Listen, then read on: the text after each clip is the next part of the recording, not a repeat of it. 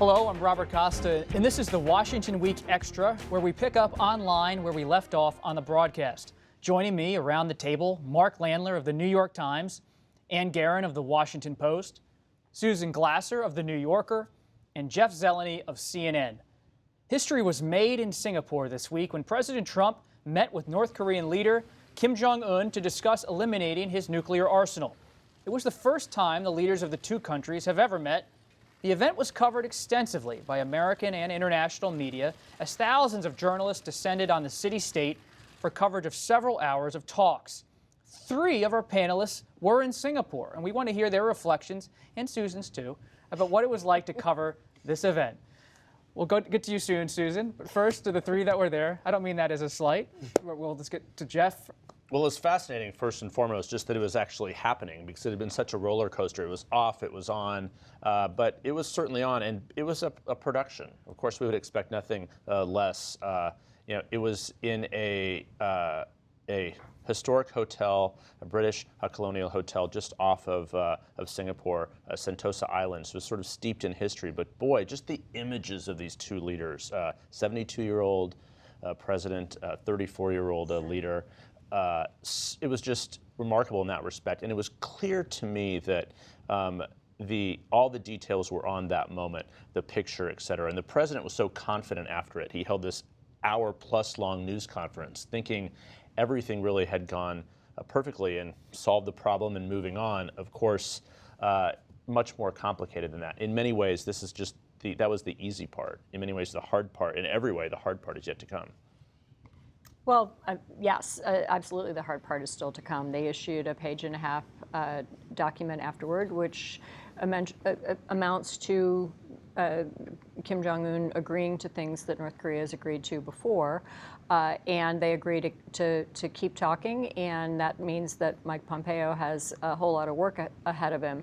I was struck by the pageantry, yes, the fact that this was clearly a set piece, but just the fact that it happened at all, the fact that the President of the United States, who 8 months ago was calling Kim Jong-un, well, actually, even at the State of the Union, accurately calling Kim Jong-un a murderer, was walking confidently across a carpet to shake hands with Kim Jong-un, and the fact that Kim Jong-un wanted that to happen.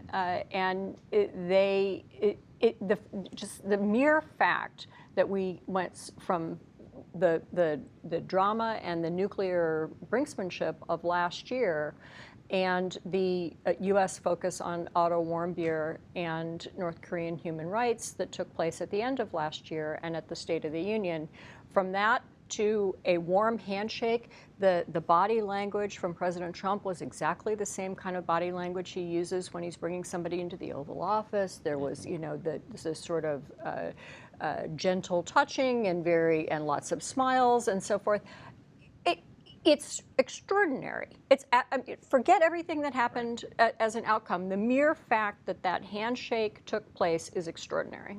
What was I think a lot of reporters at an event that's this staged live for the unexpected outcome, the unexpected thing. And for me, it was when between the 2 days that we were there, Kim Jong-un went out on the town, and he visited one of the local gardens, and then he went to the Sands Hotel, which is a massive sort of casino hotel kind of pleasure palace.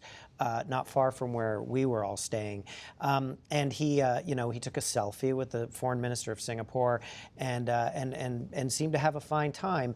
And to me, what I thought was significant about that, beyond it just being kind of crazy to watch, is that I think in a way the Singaporeans were giving him a message. And the message was, if you play ball, if you go along with the President of the United States and think about giving up your nuclear arsenal, you can have this too. Maybe in a decade, they're building a Sands hotel, or maybe in a decade they're building a Trump hotel in Pyongyang. And I think that there was something both spontaneous about it, but then it also felt, in hindsight, to be very much in keeping with the theme of this summit, which I think at the end of the day was so much a business proposition to Kim Jong-un. This was President Trump saying to Kim Jong-un, I want to sell you a condo. I'm going to make a proposition to you that if you're willing to play ball and give up your arsenal, you will get untold economic riches. You'll get to live like the folks do here in Singapore. And they trust me. And I think the takeaway is the president said, I trust him. Yeah, but I do trust him.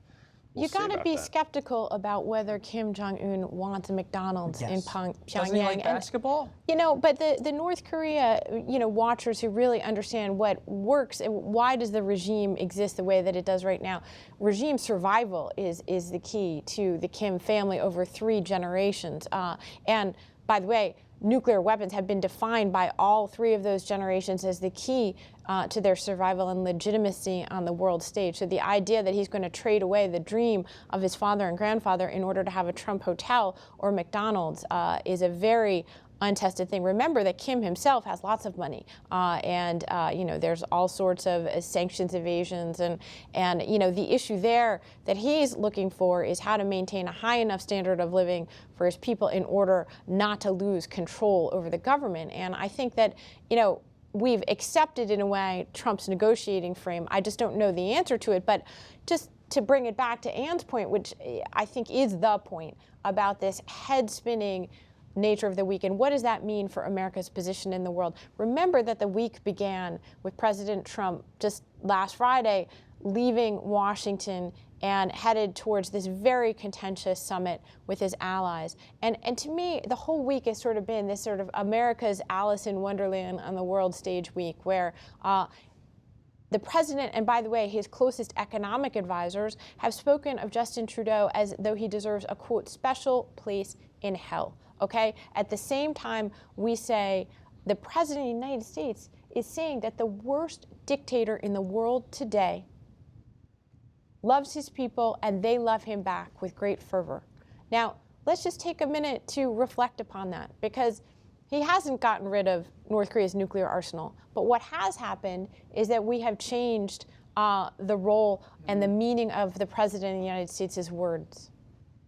I want to pick up on something you both said. I think the age disparity and the visual there, there's something behind that the Trump administration is banking on, which is Kim's youth.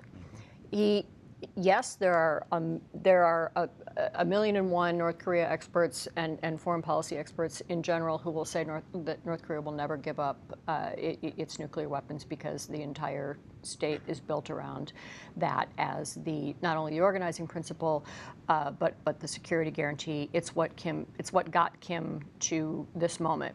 But at the same time, what Trump, even though he probably wouldn't put it quite this way, is betting here is that a guy that young, a guy in his 30s who is an absolute dictator, wants to continue being an absolute dictator for many decades to come, and he potentially has many decades in front of him. He knows that the current system, the current state in North Korea is unsustainable.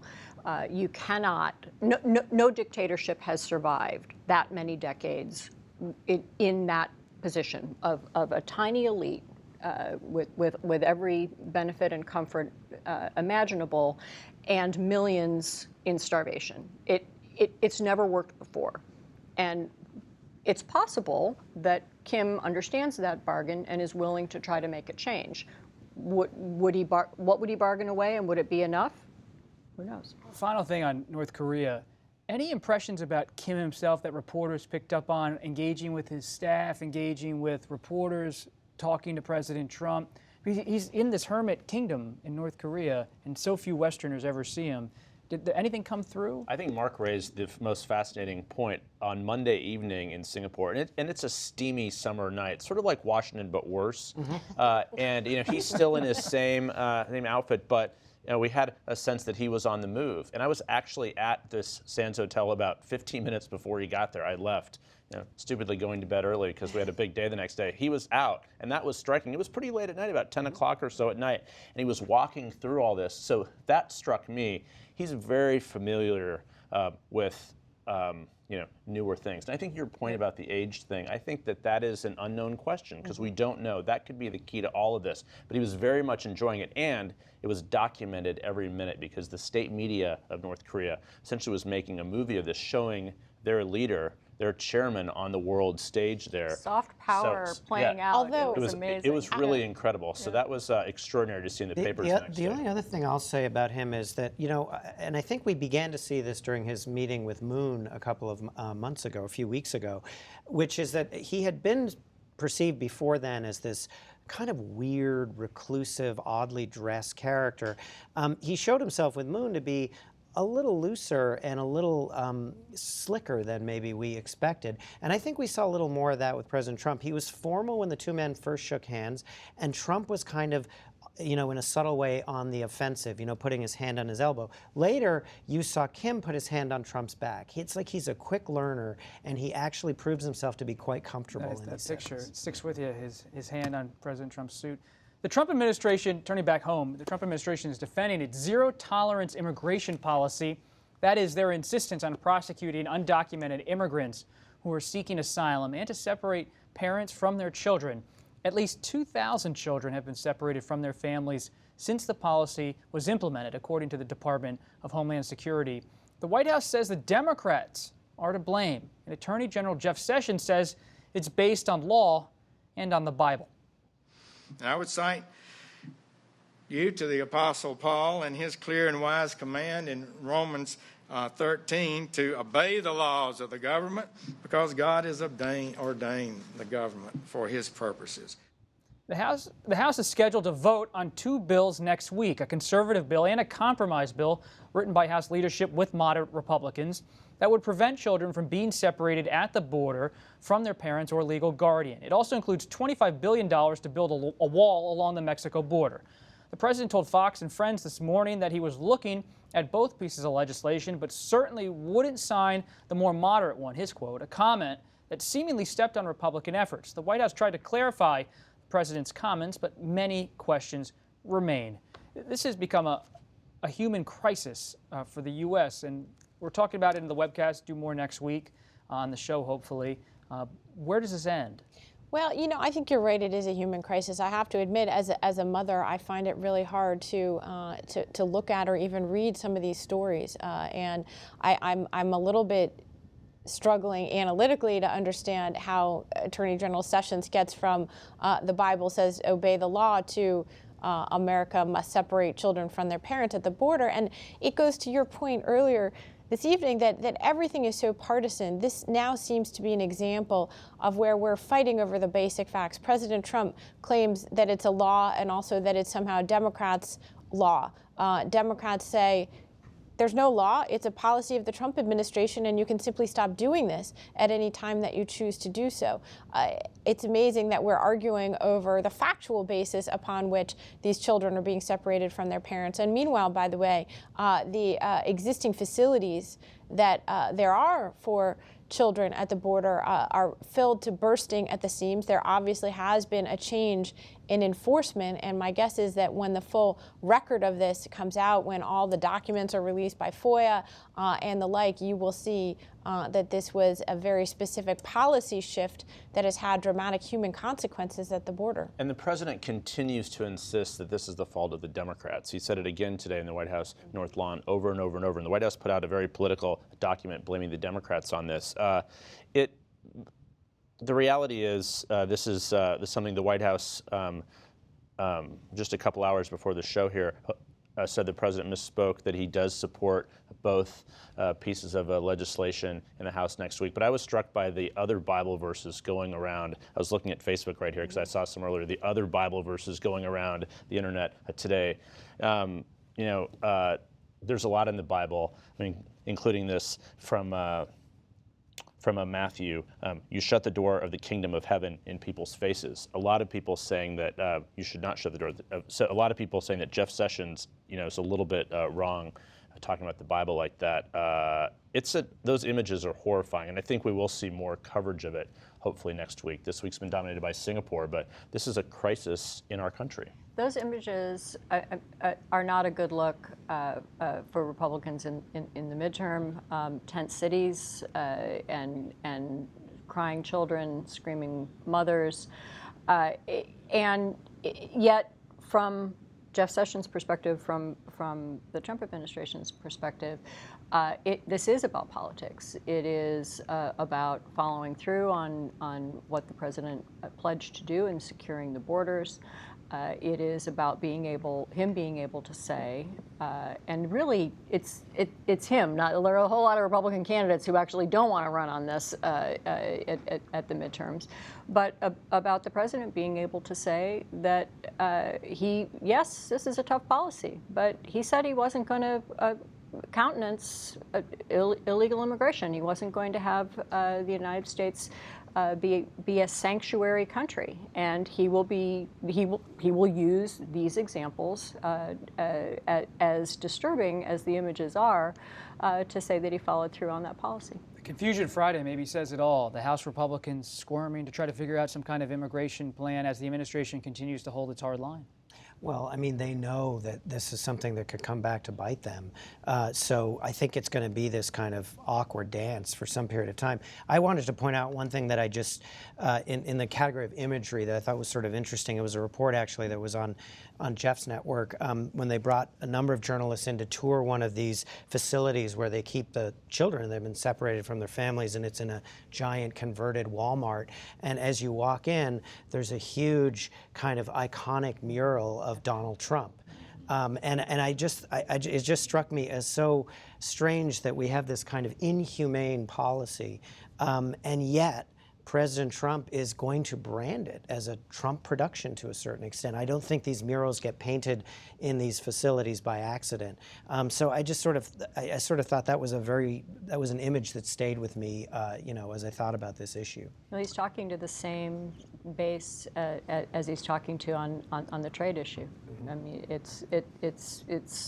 there's a whole lot of the Republican Party that he's not talking to with either of those issues, but a chunk of core Trump supporters feel very strongly on immigration and on trade on the protectionist side, and he's talking to those people. And you could say with the mural, you're certainly owning it. Yep. You're not running away from it. You're putting your face right above the policy. Or maybe he's distracting us from the fact that Mexico's not paying for the wall, so now little children are. That could be another showdown this fall.